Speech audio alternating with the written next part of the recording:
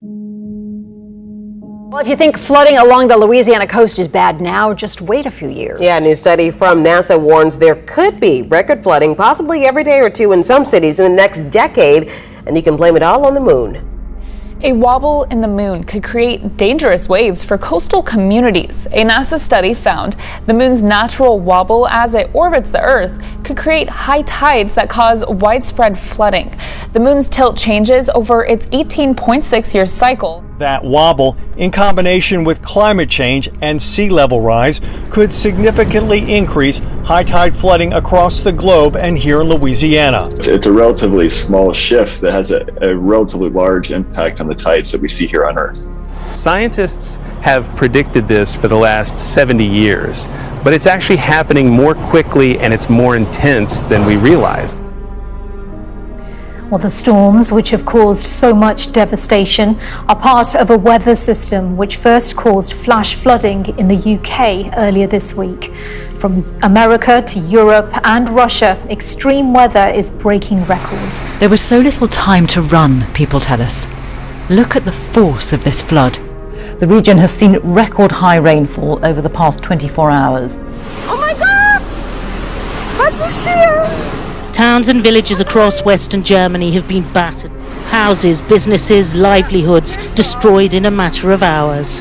Thousands of people left homeless across this region. Oh my God. Heavy rain.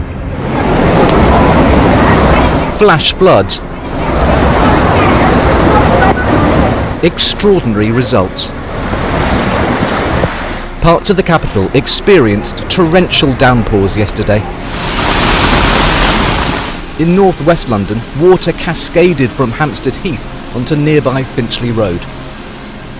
Cars were stranded under the Westway, the road which leads out of the city. These are the worst floods to hit this part of Western Germany in living memory.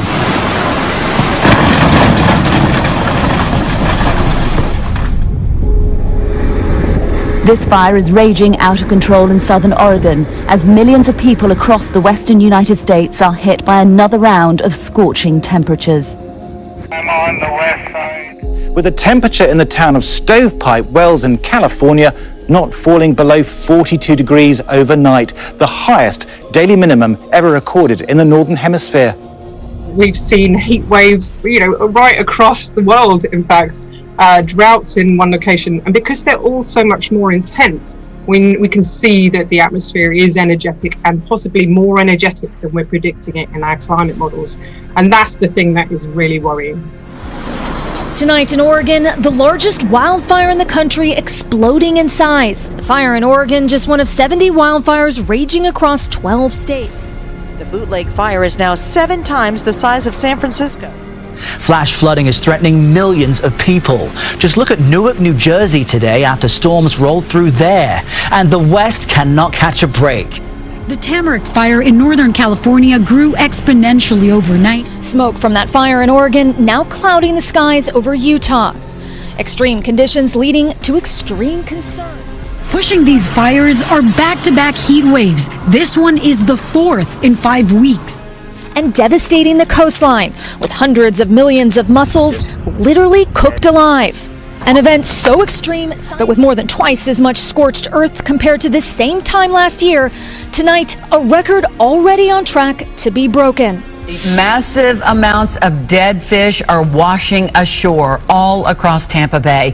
Beaches are closed. Crews are racing to clean up the smelly, decaying bodies or fish. Local experts say it's early in the season to see concentrations of red tide this high.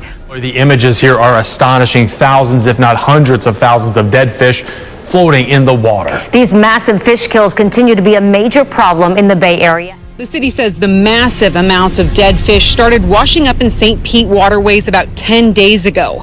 But emergency officials say in the last 24 hours, they've cleaned up more dead fish than in the past week. Dead fish littering the shorelines across Tampa Bay. I've been coming here for 10 years. I mean, this is worse. It's the worst it's ever been. Bait fish, sport fish, stingrays, even dolphins and manatees, all killed by red tide and piling up.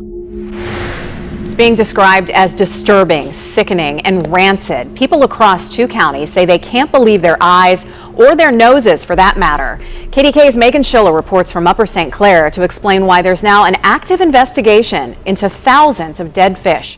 There's no sheen on it, you know. Jack Conroy walks this trail every day, but he's never seen this. I see 1 dead fish, 2 dead fish, and I'm like, Then all of a sudden, there were dead fish everywhere. Just every fish in that creek was dead. Big fish, small fish. But at this point, we don't exactly know what's going on. You smell that? Andre Holmes smelled it before he saw it. Hundreds of dead fish dumping out of Chartiers Creek into the Ohio 15 miles north in McKees Rocks. I've never seen anything like that outside of a horror movie. You know, I was like, okay, Stephen King type of stuff here. But it's not fiction. And the reality is, the damage is done. I'm not an expert, so I'm not trying to pretend to be one, but I've been around the water long enough to know that, okay, this is not a natural occurrence. So let's just take a look at the last few weeks in North America, shall we? British Columbia is dealing with 300 forest fires with no end in sight.